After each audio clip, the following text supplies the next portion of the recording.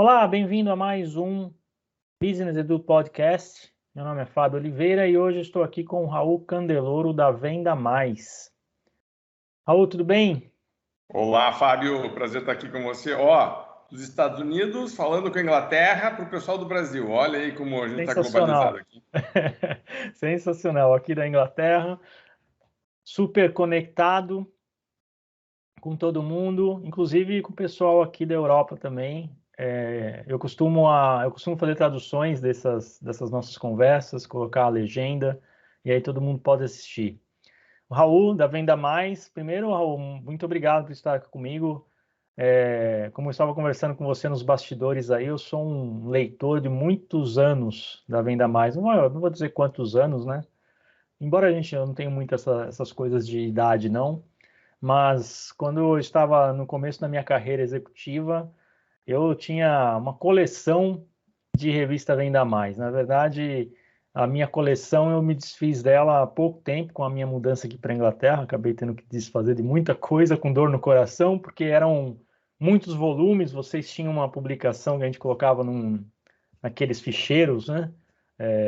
Naqueles ficheiros, e eu tinha 2, 3 ficheiros naquele cheio de material, e eu sempre pesquisava aquele material até para minhas aulas de MBA aí, quando eu me preparava as aulas para os alunos fazer gestão de vendas ou negociação, enfim, eu sempre utilizava o material, além daqueles booklets, né, os wallet books, os livrinhos de bolso, que vocês imprimiam também alguns anos atrás. Eu comprava vários, distribuía para minha equipe de vendas na época, lá da Cambrase, da Vivax, que hoje é NET, né? O pessoal de vendas porta a porta lá, ganhavam muitos booklets desse aí, com dicas de como vender, de como atender melhor o cliente, de como gerar valor. Muito legal, obrigado por estar aqui comigo, viu? Imagine, prazer estar aqui com você e que legal que você está já aí na área de vendas há muito tempo. Eu acho que uma pessoa que vai para a área acadêmica, mas que tem a experiência prática que você teve, leva uma outra visão, uma visão muito mais prática, muito mais pragmática e aí mais focada também, né? Não fica aquela coisa super teórica, pelo contrário, você vai com uma pergunta muito específica para responder. Então, por exemplo, você está fazendo doutorado, você estava contando, a pergunta é muito específica, né? Como o digital impacta um board, né? E aí, então, vamos entrevistar a gente em relação a isso. Eu gosto muito disso e você leva muito da área de vendas com certeza absoluta, porque você sabe falar com as pessoas, sabe fazer perguntas, sabe ouvir, sabe fazer uma proposta, sabe negociar. Quer dizer, tipo, eu sempre disse que vender, nossa, ajuda em todas as áreas da vida. Sem dúvida, nós estamos vendendo o tempo inteiro, né? Você vende a sua imagem, você vende a sua ideia, você vende o seu projeto, você vende o teu posicionamento, você vende o tempo inteiro. Então, essas habilidades que a gente desenvolve são muito importantes. Mas fala um pouco da sua trajetória, em que momento que está a Venda Mais agora, a diferença do que era de quando eu conhecia, sei lá, 15 anos, 20 anos atrás, e o que é hoje, como é que foi essa jornada, o que que você, qual é o momento da Venda Mais hoje?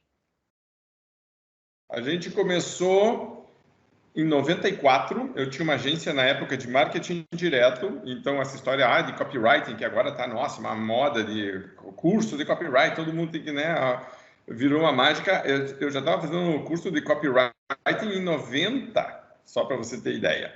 E aí vim para os Estados Unidos, fui estudar aqui, a Associação Brasileira de Marketing Direto, que é a Bendi, tinha muita coisa sobre isso, e eu tinha uma agência em Curitiba, e eu era remunerado por resultados. Então, eu chegava por uma empresa e fazia uma proposta de que eu ia fazer uma campanha, e a campanha não era uma campanha institucional, de branding, de reforço de marca, era uma campanha diretamente relacionada a vendas, e eu queria ser remunerado por um delta criado entre um histórico até ali e um projetado com a campanha, certo? Então, eu tirava os custos da campanha e eu era remunerado. Era difícil de prospectar assim, mas lentamente eu fui conquistando algumas contas e num dos primeiros casos iniciais eu tinha uma rede de lojas onde eu aumentei bastante o fluxo de clientes na loja, mas as vendas não aumentaram na mesma proporção. Por causa disso, eu não ia receber a minha remuneração. Eu falei, opa, espera aí, o que está de errado aqui? Porque eu fiz uma parte que era levar clientes, eu criei oportunidades, só que não estava convertendo em vendas. Comecei a me aprofundar nisso, fui a fazer o acompanhamento e os vendedores, coitados, eram muito fraquinhos, estavam muito despreparados, então você dava oportunidade e eles desvendiam. Que é uma coisa que o pessoal fala muito, aí tem que prospectar, não adianta nada prospectar, é pior se você não está preparado. Se você prospecta, o teu vendedor, a vendedora desvende. Então, eu comecei a organizar de maneira muito informal alguns treinamentos rápidos, às vezes até era em pé ali no final do turno, e aí o pessoal me pedia material para, tipo, cola, assim, depois para levar, né? O que ficou do resumo dessa reunião? E eu comecei a fazer e o pessoal gostava tanto que me pedia mais. E então eu falei, bom, eu vou vender isso, certo? E outra coisa que me incomodava é que às vezes eu sentia que quando eu estava lá a coisa andava, eu ia embora, a coisa parece que degringolava, eu tinha que voltar. Aí eu falei, não, eu preciso estar presente sem estar presente. Como é que eu posso estar presente sem estar presente? Aí eu comecei essa história de, tipo, vou criar material, vou fazer coisa, vou fazer alguma coisa aqui. E aí, daí surgiu a ideia de ter a técnicas de venda. Eu fui procurar, na época, nos Estados Unidos, tinham 3 revistas, certo? Todas elas morreram, hoje só viraram, 2 delas estão digitais, a outra nem existe mais. Então, eu acho que a única revista de vendas no mundo hoje é a Venda Mais no Brasil. Então, eu tenho essa, a gente estava falando de consistência e de persistência, é a única que ficou. Com o passar do tempo, então, a gente foi transitando, e no começo ela chamava técnicas de venda, e eu me lembro que eu cheguei e pedi para o meu pai $1.000. Na verdade, eram R$1.000, mas na época estava o começo do Plano Real, o RV, teve toda aquela transformação para quem estudou um pouquinho de economia brasileira. E na época o dólar estava 1 para 1 e meu pai me falou, eu não sei onde vai dar essa história de real, eu vou te emprestar dólar. Você vai me pagar de volta em dólar. E tem $1.000 aqui. Eu falei, tudo bem. Na verdade, eram R$1.000. Cheguei para a gráfica e falei, o negócio é o seguinte, eu quero fazer aqui umas revistas. Ele falou, mínimo é 1.000 e vai custar 1 por exemplar. Aí eu falei, bom, e tá bom, tá, tudo bem. 8 páginas. Eu falei, 8 páginas? Isso não é nenhuma revista. Eu tive que sair correndo. Eu me lembro que eu fiquei uma noite inteira sem dormir, porque dizendo, como é que eu vou fazer, certo? E eu falei, bom, comecei a pesquisar, e aí eu falei, vou chamar de newsletter, porque newsletter não tinha no Brasil na época, e ninguém sabia o que era. Eu falei, então pode ser qualquer coisa. Aí, então, com 8 páginas, uma newsletter não estava ruim. E aí, então, inclusive, no começo, todo o dinheiro que eu ganhava, eu investia para tentar aumentar o número de páginas, porque meu sonho de verdade era chegar a uma revista. Aí, então, o primeiro dinheiro que eu ganhei, cheguei para a gráfica e disse, posso aumentar para 12? Os caras, pode, e agora a gente negociando aquilo. E a primeira vez que eu fiz uma mala direta, vamos lembrar que eu sabia fazer, era isso que eu fazia antes, não sabia vender, assim, desse jeito eu sabia vender muito bem. Eu vendi 11 assinaturas e fiquei, então, com 989 sobrando. Aí eu tive que sair correndo para ver, né, como é que eu ia fazer para pagar aquilo, para tudo. E os treinamentos, na época, por exemplo, eu não sabia nada de vendas presencial. E eu fui para a biblioteca, para a livraria, que é o que eu sempre faço, tipo, vou pesquisar, né? Vou aprender mais sobre isso. E acho que tinha 1 ou 2 livros no Brasil, mas não eram nada baseado em técnica, era tudo achismo. E ainda continua muito isso em vendas. A pessoa conta a história da vida dela, que é uma história motivadora, e às vezes tem grandes lições, mas não tem um processo por trás, não tem uma metodologia por trás. E eu falei, não, isso aqui não tem consistência e não tem escala. Eu não consigo escalar isso aqui, certo? Eu não posso pensar que todos os meu time de vendas vai ser o tempo inteiro pessoas excepcionais como uma pessoa que escreveu o livro. A pessoa que escreveu um livro, teve uma carreira de sucesso, claramente um ponto fora da curva. Eu tenho que extrair muita coisa e tentar dizer, tá, e agora como é que eu faço com uma equipe mais heterogênea? Aí eu fui procurar material, trazia, e aí o jeito de vender americano é muito no hard sell, certo? Era tipo muito aquela coisa de filme, vou convencer o cara, tipo quase que fosse um jogo de poder. E eu sentia que isso no Brasil não ia muito bem, não está muito com a nossa cultura, certo? Então, você vai falar, por exemplo, de spin selling, ou de a venda desafiadora, que são 2 conceitos bem evoluídos de venda consultiva, de valor agregado, e o brasileiro tem dificuldade de colocar em prática o spin selling, porque você começa a fazer perguntas e você assume o controle da conversa através de perguntas. O brasileiro tem uma resistência a fazer isso porque parece que está tentando ditar, que está tentando forçar, que virou um inquérito, certo? Então, tipo, né? Então, e a venda desafiadora, o nome já diz, você vai desafiar teu cliente em alguns momentos, certo? Porque você é o especialista, não o cliente, e você vai se posicionar em relação a isso. Então, eu pegava o material, adaptava, e aí, então, sempre comecei a dizer, ok, para a realidade brasileira, o que se aplicaria? E a gente sempre trabalhou muito com pesquisa. Então, eu sempre perguntei para os meus assinantes qual é teu principal desafio hoje, certo? E aí, embaixo, no começo, eu colocava o nosso fax e o nosso telefone, porque eu queria, muita gente sempre tirava cópia, né? Você trabalhou na Xerox, então o pessoal, né, tirava cópia da revista e fazia treinamento baseado naquilo. Aí sempre tinha alguém ligando ou mandando um fax na época, dizendo, eu queria mais disso, como é que funciona? Nem existia site, não existia e-mail de nada. Mas eu gostava, porque sempre que alguém mandava um e-mail, eu perguntava, e aí, como é que eu posso te ajudar? O que eu posso fazer? Né? Tipo, então, sempre teve muito essa troca, para que não ficasse a gente dizendo, não, essa metodologia X e todo mundo tem que seguir. A gente nunca defendeu, certo? Não existe, né? Por exemplo, se você pegar os meus passos da venda, eu acredito numa sequência, mas eu ensino todo mundo a adaptar, tipo, como você adapta para a tua realidade. Aí a pessoa diz, não, mas eu trabalho no varejo. Tá, você vai deixar de planejar porque você trabalha no varejo? Você vai deixar de fazer prospecção? Você vai deixar de fazer abordagem? Não, certo? Talvez o que tenha são pesos diferentes. Nessa evolução toda, começaram a me chamar muito para fazer palestra, muito, então rodei o Brasil dando palestra. Aí a gente foi para treinamentos. Os treinamentos hoje já tem uma equipe, é uma unidade de negócio, uma equipe específica, tem uma diretora de treinamentos, gente que faz treinamento no Brasil inteiro. A gente ajuda as empresas a desenvolverem a sua metodologia, que a gente chama o seu jeito de vender, porque às vezes tem que formalizar esse processo, porque senão eu não consigo nem fazer o recrutamento de seleção correto, não consigo fazer o treinamento correto, eu não consigo trabalhar indicadores da maneira correta, porque senão, sem processo, sem metodologia, né, os indicadores estão todos confusos e não tem muita validade. O plano de remuneração precisa muitas vezes ser revisto, porque às vezes a gente está incentivando algo que não é, no fundo, o que a empresa realmente quer que seja feito. Isso é uma das falhas mais claras que a gente vê. A empresa fala que quer lucratividade e remunera o vendedor para dar desconto. Acontece o tempo inteiro, certo? Né? Você está aí se mexendo aí porque você quer contar alguma coisa. Conta. Não, estou me mexendo que eu estou concordando com você. Você está dando uma aula já dos problemas aí que a gente enfrenta na vida. Vinda de vendedor é isso aí. E de gestor de vendas também, né? O gestor, ele enfrenta todos os problemas que você está descrevendo. E o indicador, quando você fala do indicador, o vendedor entende de indicador a receita, né? A receita e quantidade. Olhar o bottom line é coisa do gestor, da área. Não, e ele fala isso, eu não tenho nada a ver com isso, certo? Não é minha área, certo? É mais ou menos como aquele vendedor, a vendedora que diz, o cliente não pagou. Ele diz, não, mas eu já fiz a minha parte. Escute, mas o cliente não pagou. Então, tipo assim, nós estamos juntos nisso aqui, né?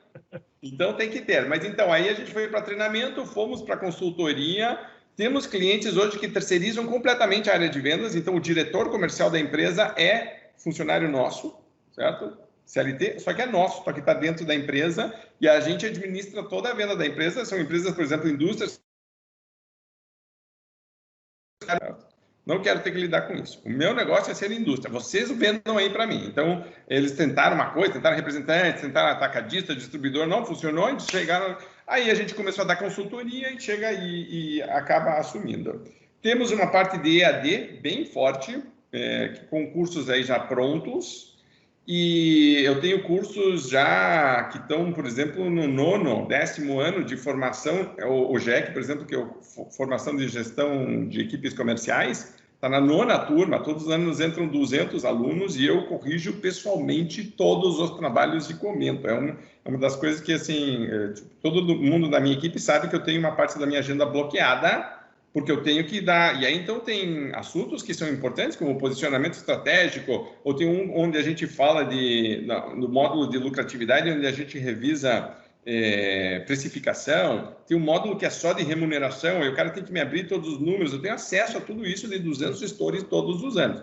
Às vezes tem turmas em company, onde, né, esse ano, por exemplo, a gente tem uma empresa que tem 67 gestores todos fazendo o JEC. E é muito legal de você ver, porque vai unificando a linguagem, vai criando uma linguagem comum que antes não existia. A gente estava vendo outro dia o modelo de recrutamento e seleção deles, cada filial tinha o seu. Ou seja, uma bagunça, certo? A gente chama isso da personificação da liderança. Não pode, certo? Precisa existir um modelo, né? Até porque, senão, como é que eu vou saber quem é que está com maior sucesso nessa área? Quando a gente começou a fazer esse trabalho, a gente começou a dizer, espera aí, tem 4 ou 5 gestores que são excepcionais nisso. Vamos pegar o que eles estão fazendo e replicar. Veja que a gente não precisa reinventar a roda, certo? E você não chega com um conceito teórico, não, eu fiz um curso lá em Harvard e agora eu trouxe uma metodologia para... Não é isso, já tem o cara que trabalha na tua empresa, está fazendo ali do lado, está tendo resultados excepcionais, vamos aprender com isso. O pessoal nem conversava sobre alguns assuntos, então a gente começou a falar sobre isso. E isso me permite estar muito antenado no que está acontecendo, porque, né, a questão sempre é muito prática, né? E aí a parte de EAD permitiu que eu tivesse, de novo, presente sem estar presente. Isso foi sempre muito importante. E agora, com a pandemia, a gente foi impulsionado muito nessa parte, porque toda a parte de treinamentos teve que deslocar para EAD. Era algo que a gente já fazia modelos híbridos. A gente sempre valorizou muito o pessoal, né? Mesmo com o Brasil gigantesco e clientes no Brasil inteiro, alguns até fora, a gente tem clientes no Paraguai, na Argentina e no Chile, mas mesmo assim, quando podia ser pessoal, a gente preferia. Mas aí, custo de tempo, né, de deslocamento, custo financeiro, você reunir toda a equipe, é uma complexidade essa, então a gente começou a fazer EAD muito mais forte. Felizmente já tínhamos plataformas, já sabíamos fazer, já tínhamos estúdio para gravar, já tínhamos tudo. E é sempre um viés muito prático. Então, a gente pega coisas que a equipe já está fazendo e diz, vamos replicar. É isso, certo? Então, é quase que uma busca de detetive e depois de ampliar isso aí, de tornar escalável. E uma das coisas que a gente gosta muito é de tornar o treinamento focado. Porque, às vezes, o pessoal diz, vamos treinar tudo. Aí você não treina nada de verdade, não existe isso de que nós vamos treinar tudo. Se nós vamos treinar alguma coisa, nós vamos melhorar um ponto específico. Eu pergunto, por exemplo, antes de começar qualquer treinamento, eu pergunto qual é a tua definição de sucesso para esse treinamento. Quando chegar no final, você quer o quê? Aí a pessoa diz, eu quero uma equipe mais engajada, eu quero ganhar mais dinheiro, eu quero aumentar meu volume de vendas, eu quero clientes satisfeitos. Eu digo, campeão, o negócio é o seguinte, vamos focar num desses aqui, vamos criar uma sequência de treinamentos, então, porque senão vira uma salada. Né? E aí, então, a gente tem focado muito nisso. Então, você vê que a gente foi, na verdade, sem perder nunca o pilar central, que é a nossa missão de ajudar vendedores e empresas do Brasil a venderem mais e melhor, certo? Isso, certo? E aí, tudo que a gente vai fazer, a gente se pergunta, isso aí ajuda os vendedores e empresas do Brasil a venderem mais e melhor? A gente, por exemplo, agora tem uma franquia. A gente está em umas 40 cidades do Brasil, onde tem um representante local nosso, que são franqueados. Ajuda, porque espalha. A gente, né, não estava chegando em alguns locais, em alguns canais, a gente não conseguia falar com clientes. A gente acabou de abrir um marketplace que se chama SalesTech Brasil, para fazer um ponto central onde empresas que estão ligadas de softwares, aplicativos, ferramentas que permitem que uma equipe de vendas seja mais eficiente, a gestão seja mais eficiente, eu queria criar uma central para isso. Chama SalesTech Brasil, a gente começou com CRMs, então tem 10 CRMs cadastrados. Esse mês eu passei fazendo reuniões com softwares de força de vendas, então para gestão de força de vendas também. Então, entre julho e agosto, eu já vou ter mais umas 8 ou 10 empresas curadoria minha, pessoal, inclusive, de dizer quem é que entra. Né?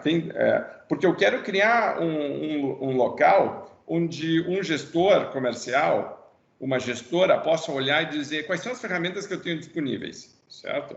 Mas começa, antes de mais nada, definindo qual é o problema que você quer resolver. Porque o pessoal faz o contrário, eles invertem, aí compram a tecnologia e saem procurando, né? E aí está errado, certo? Tipo, tem uma busca anterior. A tecnologia é uma ferramenta. Então, se você não faz a pergunta certa, a resposta vai ser, geralmente está errada. Então, volta dizendo o que nós estamos querendo de verdade, o que nós estamos buscando. Então, nessa busca, tinha sites, por exemplo, no Brasil, que tem, por exemplo, 200 CRMs cadastrados. Só que, assim, 180 não estão disponíveis no Brasil. Então, para que você cadastrou? Certo? Porque o que aconteceu é que eu comecei a receber muita pergunta relacionada à tecnologia.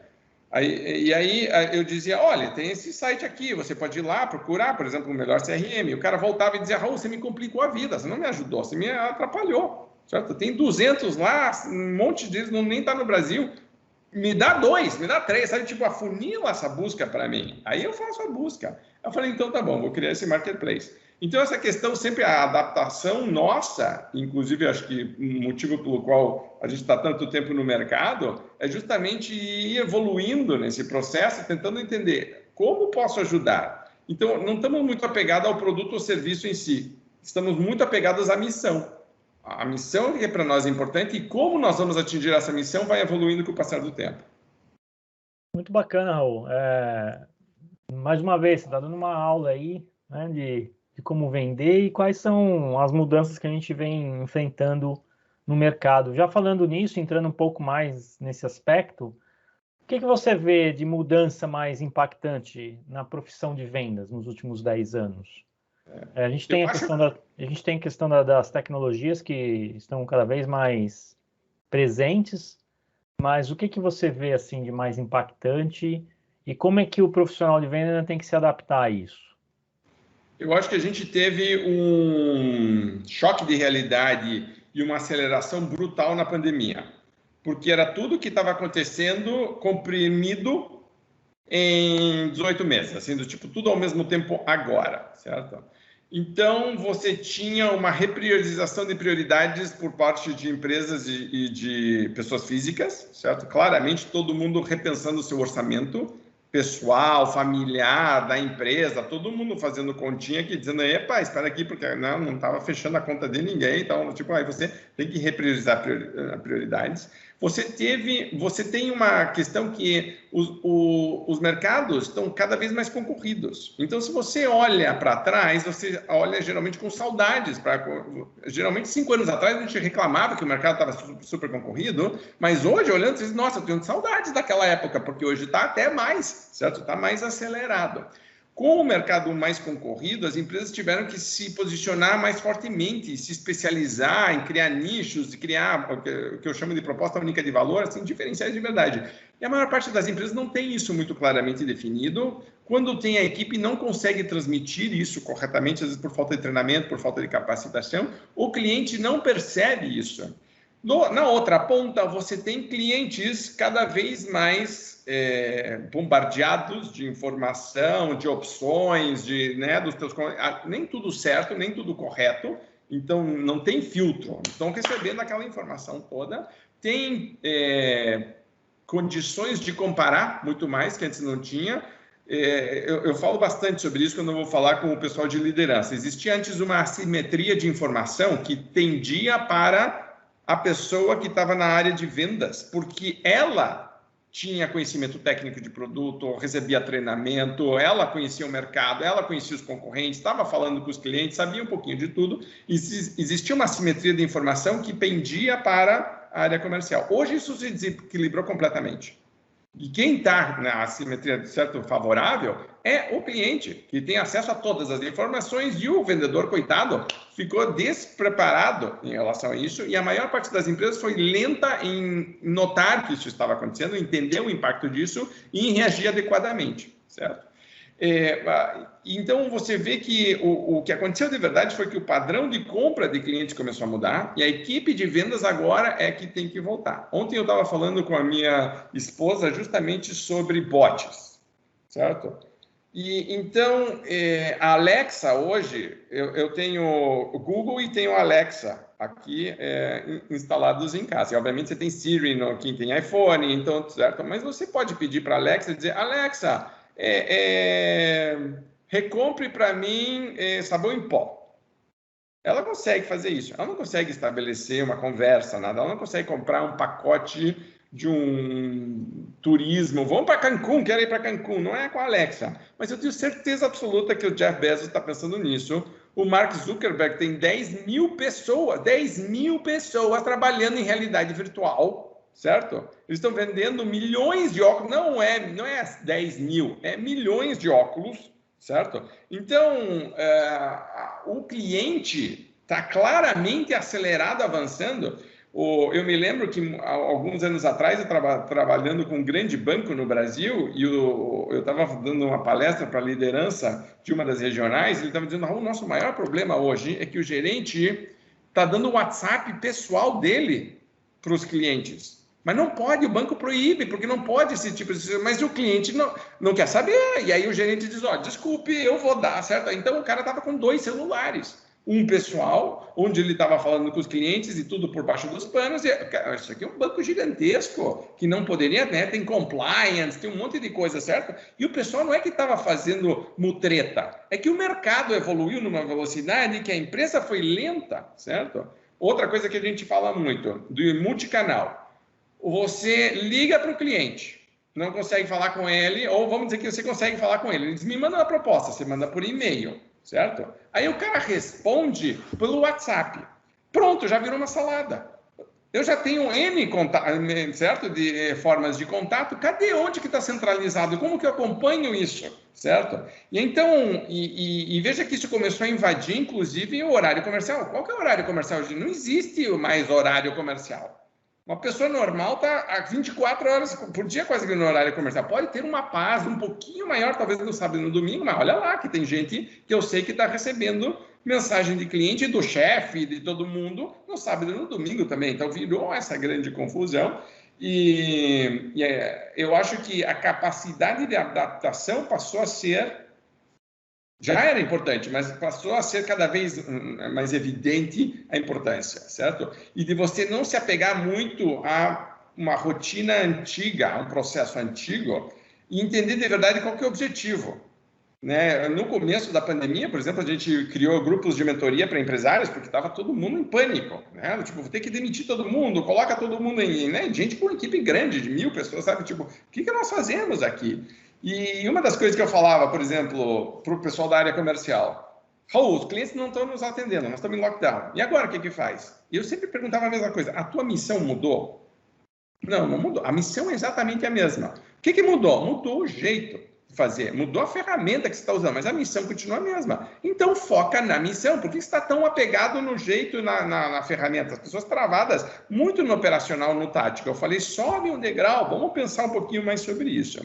E veja que isso, então, acabou impactando diretamente na área comercial, porque vendedores e gestores tiveram também que ter um olhar mais estratégico, porque estavam muito focadinhos no dia a dia, no trabalho de formiguinha, que é importante. A operação é importante, eu preciso consistência, eu preciso ritmo, certo? Eu preciso tração na equipe de vendas. Se você me falou que vai fazer 10 visitas por dia, eu preciso de 10 visitas por dia.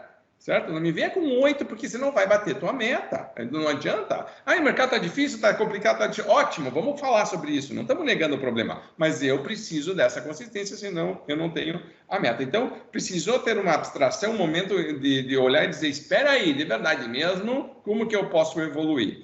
E eu acho que, se você olhar, tecnologia, ela está, em alguns momentos, substituindo a equipe de vendas. Podemos falar sobre isso depois, se quiser. E em outros momentos, empoderando. Então, a palavra, a frase que eu tenho usado é que não é que a tecnologia substitui o vendedor, mas o vendedor que sabe usar a tecnologia está substituindo o que não sabe. É isso que está acontecendo. Esse até é o próximo ponto. Você falou de algumas coisas importantes aí. Primeiro, assim, eu concordo com você. Eu vejo esse descompasso. O comprador muito mais profissional, antenado, até mesmo...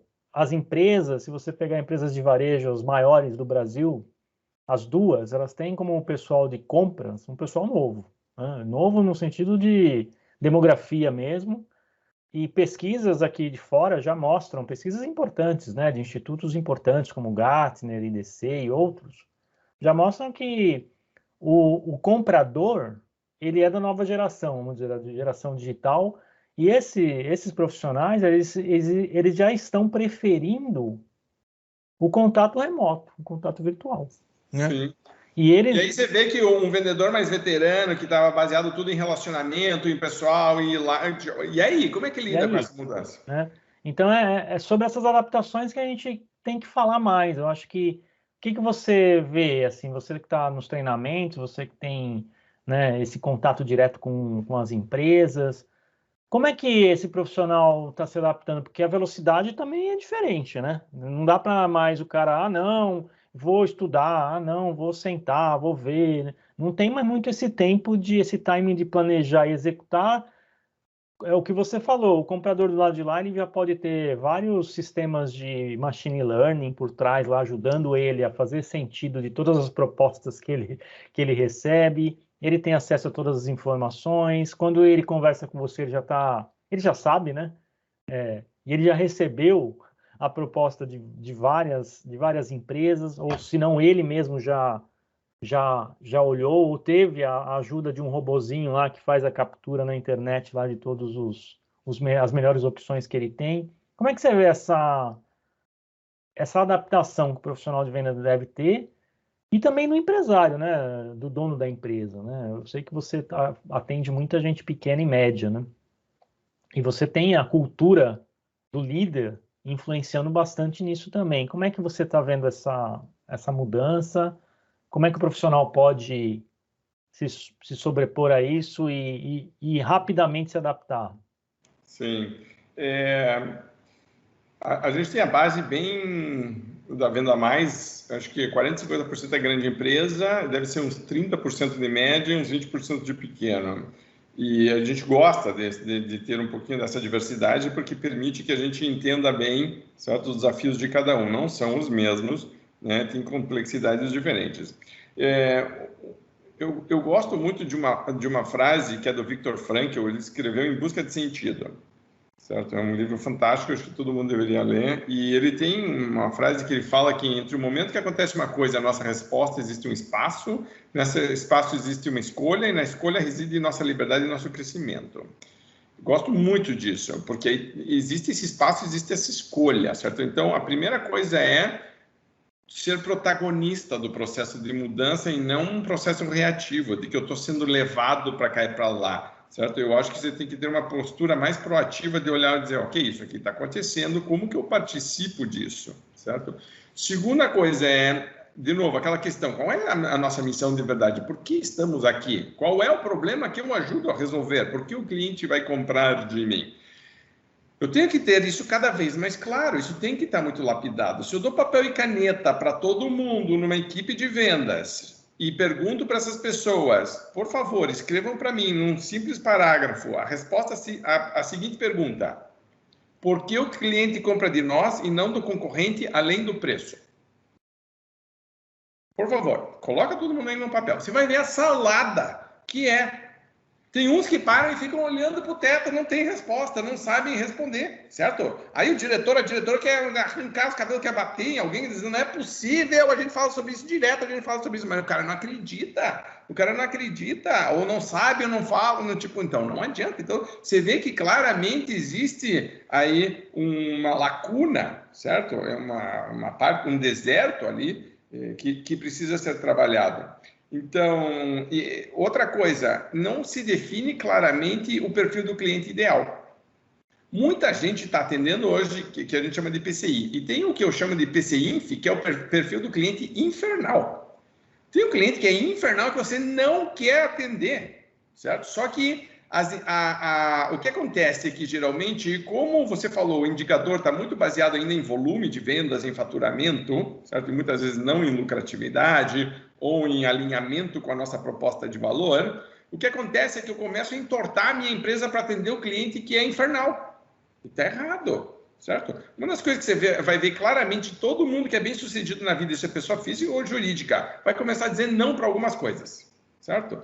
O Steve Jobs falava muito sobre isso. Foco não é ficar dizendo o que eu vou dizer sim. Foco é você dizer não para um monte de coisas. Isso que é foco. Então, começa já de cara a dizer qual é o tipo de proposta que não aceitamos. Qual é o tipo de cliente que não queremos trabalhar? Qual é o tipo de comportamento que eu não aceito? Sabe, tipo, esse tipo de coisa tem que começar a ficar. E não é que você vai ser rude e vai se isolar do mercado. Não, pelo contrário. Tipo, comece a assumir um pouquinho mais quem você é de verdade e o que você quer, porque senão você está totalmente reativo e sendo levado, né? É aquela coisa de que o mercado está bom, então está comprador, então nós estamos vendendo. Agora não está difícil, não estamos vendendo. Não, então você não tem nenhuma certa autonomia, Certo? Você é uma boia, basicamente. Se o mar sobe, você sobe. Se o mar desce, você desce. Aquilo, tipo, eu não quero ser boia na vida, certo? Tipo, eu quero ter um pouquinho mais de... Isso significa começar a ser mais claro em relação a algumas coisas. E aí, de novo, essa visão de dizer, o que eu posso controlar? Uma vez eu fiz um vídeo no Brasil, estava na época da Dilma, e estávamos em recessão, e o PIB tinha caído, acho que 4% naquele ano. E eu gravei um vídeo falando do iceberg, que o iceberg também fica 4 ou 5% para fora, 95% para baixo. Eu dizia, gente, a economia brasileira é esse iceberg, certo? 4% que aponta foi embora, sumiu, não existe mais. Agora, ó, tudo que está para baixo. Eu falei, eu vou terminar aqui fazendo uma simples pergunta para você. Onde você tem focado? Na parte de cima que sumiu, que não existe mais, que é a parte negativa, inclusive, ou na parte de baixo? Porque 96% é muita coisa, continua girando, continua tendo dinheiro aqui. Onde que está teu foco? Nossa, eu recebi um monte de e-mails de gente dizendo, Raul, é verdade, porque as pessoas estavam com foco na solução do problema, no problema e não na solução do problema. Certo? Tipo, foca na solução. E aí, veja que, de novo, muitas vezes eu tenho que voltamos à adaptação, certo? E uma das coisas que eu noto é que as pessoas, ao começarem a fazer esse processo, elas fazem uma lista de muitas coisas que podem ser feitas, têm uma crise de ansiedade, travam e não fazem nada, certo? Acho que todo mundo tinha que ler Quem Mexeu no Meu Queijo.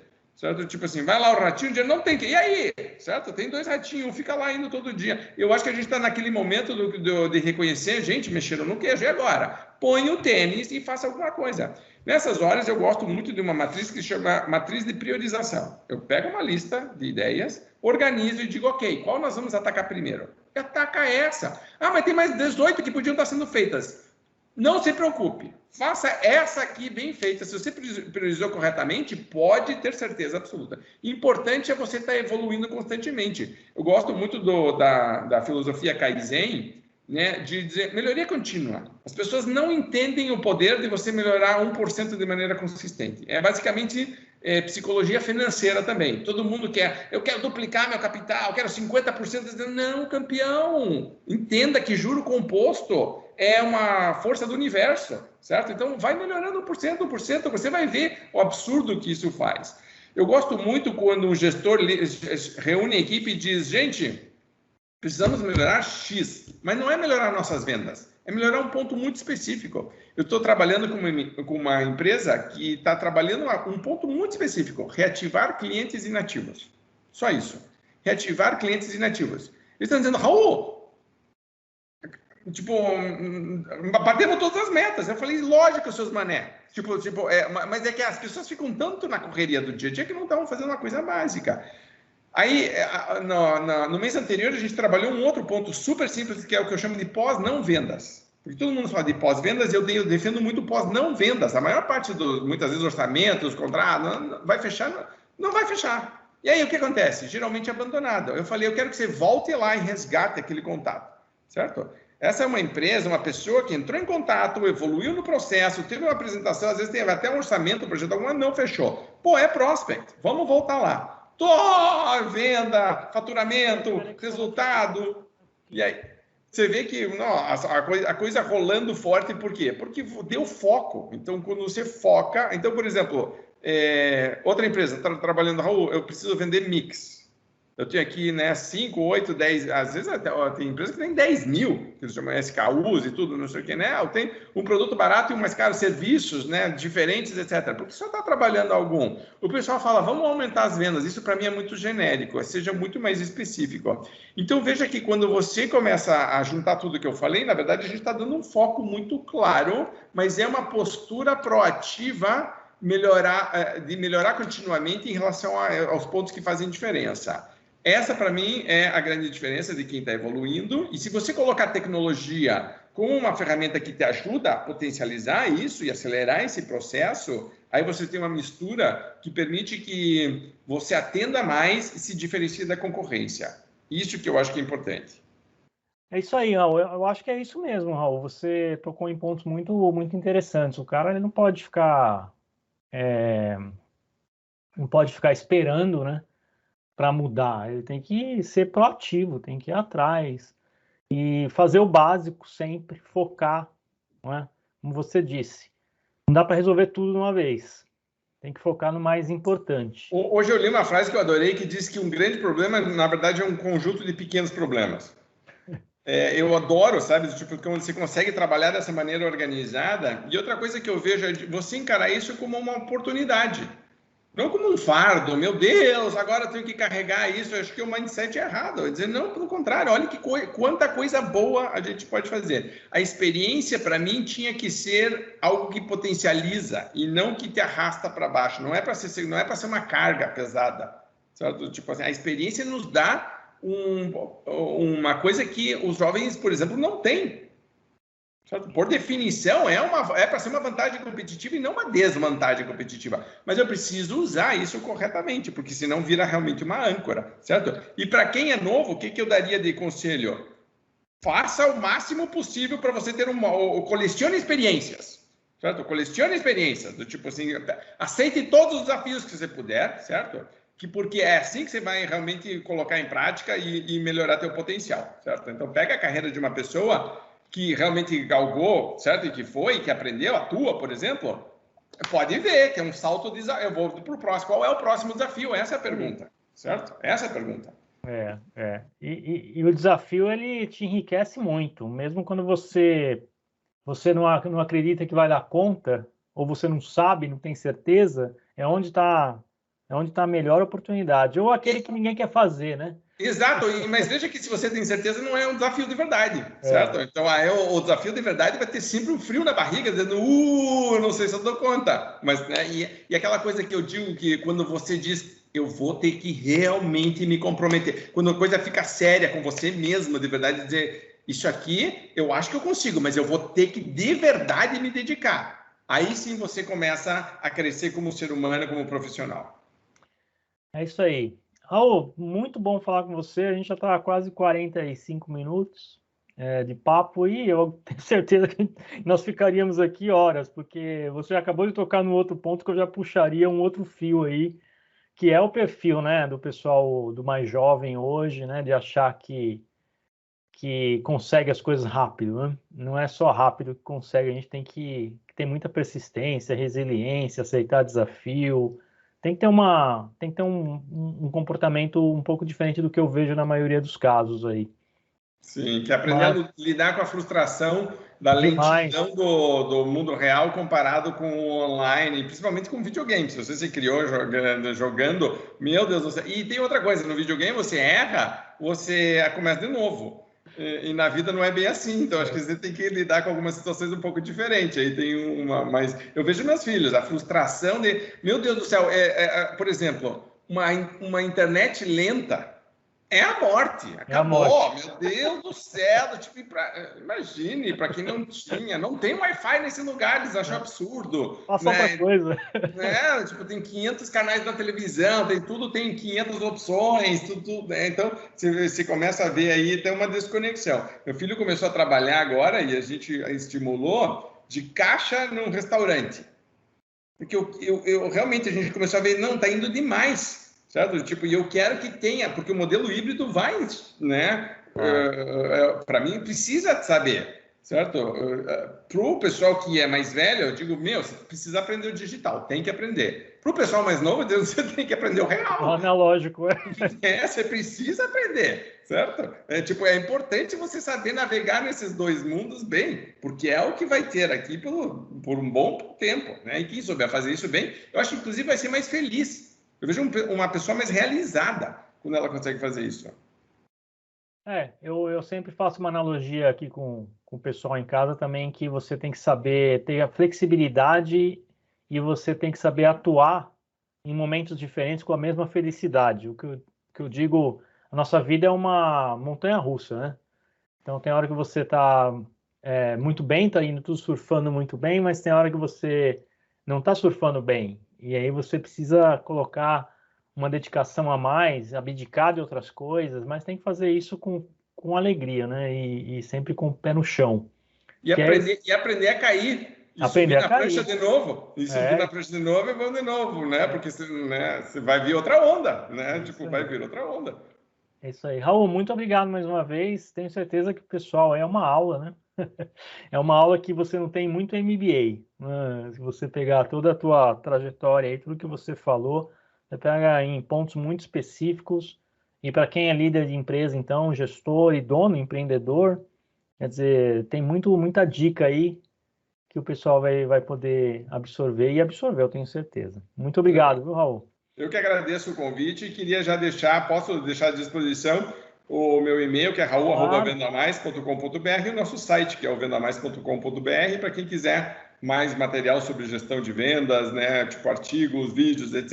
É a nossa vida, sempre foi, vai continuar sendo, e para quem é da área de vendas, é sempre um prazer poder trocar experiências, ideias, né, que a gente cresce junto. A missão continua a mesma, certo? Ajudar vendedores e empresas do Brasil a vender mais e melhor. Então, se você está nessa caminhada junto e com esse desafio, é essa turma que a gente gosta de conviver. Aí, muito bom. Obrigado por você ter ouvido mais um Business Edu Podcast. Não perca o próximo episódio. Até logo. Abraço.